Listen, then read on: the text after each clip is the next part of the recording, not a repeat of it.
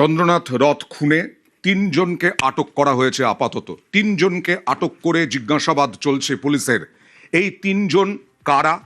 আসলে এই যে আমাদের প্রতিনিধি জিয়াউল বলছিলেন যে অলি গলি চেনে দুষ্কৃতীরা, বাইরে থেকে ভাড়া করা আততায়ী হতে পারে এবং তার সঙ্গে লোকালও থাকতে পারে স্থানীয়।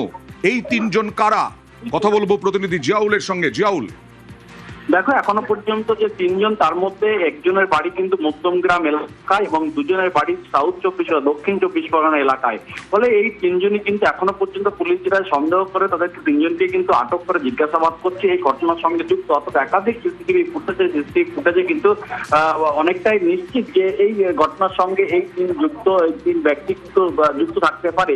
ফলে তা নিয়ে কিন্তু ইতিমধ্যে জিজ্ঞাসাবাদ চলছে তিন যুবককে, এবং তারা কিন্তু এই দীর্ঘক্ষণ, অর্থাৎ প্রায় ঘন্টা হয়ে গেল, এখনো পর্যন্ত জিজ্ঞাসাবাদ চলছে তিন যুবকের। কিন্তু তাদের কাছ থেকে তারপরেই একটি বাইক উদ্ধার হয় ঘটনাস্থল থেকে প্রায় 4 কিলোমিটার দূরে। সেই বাইক উদ্ধার হয়, কিন্তু বাইকের যে প্লেট, সেই নাম্বার প্লেট কিন্তু বর্তমানের এক ব্যক্তির নামে রয়েছে।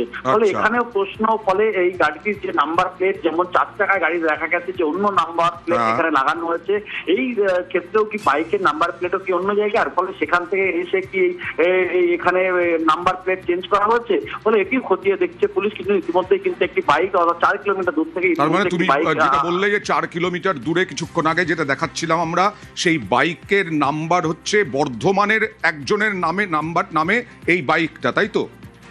একদম। দেখো, এখনো পর্যন্ত সেটা জানা আছে, পুলিশের তো তেমনই জানা আছে। অর্থাৎ যে বাইকের যে নাম্বার রয়েছে, সেই নাম্বার প্লেট হাত করে দেখা যায় যে অর্থাৎ এই বাইক রয়েছে অর্থাৎ বর্ধমানের এক ব্যক্তির নামে। অর্থাৎ তিনি ব্যক্তির নামে সেখানে নাম্বার প্লেট থাকলেও এখানে এই বাইক কিভাবে এলেন, বা এই ব্যক্তি ওই ব্যক্তি যে বর্ধমানের ব্যক্তি কি বাইক নিয়ে বর্ধমান থেকে এখানে এলেন, সবটাই খতিয়ে দেখা হচ্ছে। কিন্তু ইতিমধ্যে যে সিসিটিভি ফুটেজ সংগ্রহ করেছে পুলিশ, এই ফুটেজে কিন্তু স্পষ্ট এই বাইকে কিন্তু উল্লেখ রয়েছে, অর্থাৎ এই বাইকটি কিন্তু সেখান থেকে দেখা গেছে। ফলে ইতিমধ্যে সেই বাইকটি প্রায় 4 কিলোমিটার দূরে একটি ফাঁকা পরিত্যক্ত জায়গা, সেখান থেকে উদ্ধার করেছে পুলিশ, মধ্যমগ্রাম থানা পুলিশ। এবং জিজ্ঞাসাবাদ, অর্থাৎ এই যে বাইকটি রয়েছে বর্তমানে যুবক, তাকেও কিন্তু জিজ্ঞাসাবাদ করা হবে, এমনটা কিন্তু জানা গেছে। ওকে, তার মানে এই বাইক পুলিশের তদন্তকে অনেকটাই অগ্রগতি দিতে পারে, অগ্রগতি হতে পারে, এবং পুলিশের পদক্ষেপে বড়সড় সাফল্যের জায়গা থেকে এই বাইক কাজে লাগতে পারে। চন্দ্রনাথ রথকে খুনে তিনজন আটক, তিনজনকে জিজ্ঞাসাবাদ পুলিশের। আর এই বাইক 4 কিলোমিটার দূরে থাকা যে বাইক, সেই বাইকটিকে উদ্ধার করা হয়েছে। সন্দেহভাজন এই বাইকের যে নাম্বার, সেই নাম্বার বর্ধমানের একজন ব্যক্তির নামে আছে। সবটাই এখন তদন্ত সাপেক্ষ। আর এরপরে গাড়ি দেখুন, এই গাড়ি করেই আততায়ীরা এসেছিল। এই গাড়ি আটকে দিয়েছিল শিলিগুড়িতে রেজিস্টার্ড অন্য একজন ব্যক্তি। তিনি গাড়ি বিক্রির জন্য একটি অ্যাপে বিজ্ঞাপন দিয়েছিলেন, যে বিজ্ঞাপনটা থেকে গাড়ির নাম্বার, গাড়ির চেসিস নাম্বার, গাড়ির নাম্বার প্লেট নাম্বার চুরি করা হয়।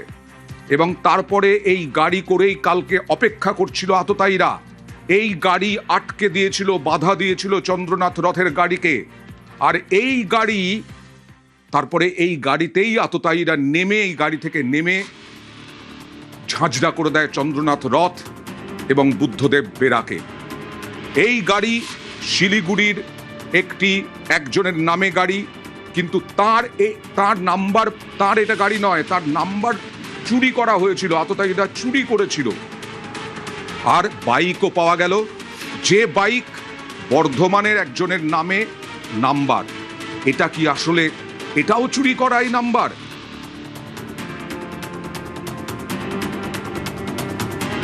যেটা দেখে মনে হচ্ছে যে ওই গাড়ির নাম্বার প্লেটটা টেম্পার করা হয়েছে। সেই শিলিগুড়িতে গাড়ি একটা রেজিস্টার্ড, সেইটা নাম্বার প্লেট এখানে ব্যবহার করা হয়েছে, কিন্তু এটা ফেক নাম্বার প্লেট। আমরা যে ফায়ার্ড কার্টেজ আছে কিংবা লাইভ রাউন্ড ওগুলো পেয়েছি। বাদ বাকি জিনিসটা আমরা আই উইটনেস সব কিছু দেখে আমরা ইনভেস্টিগেশন মধ্যে এগোচ্ছি।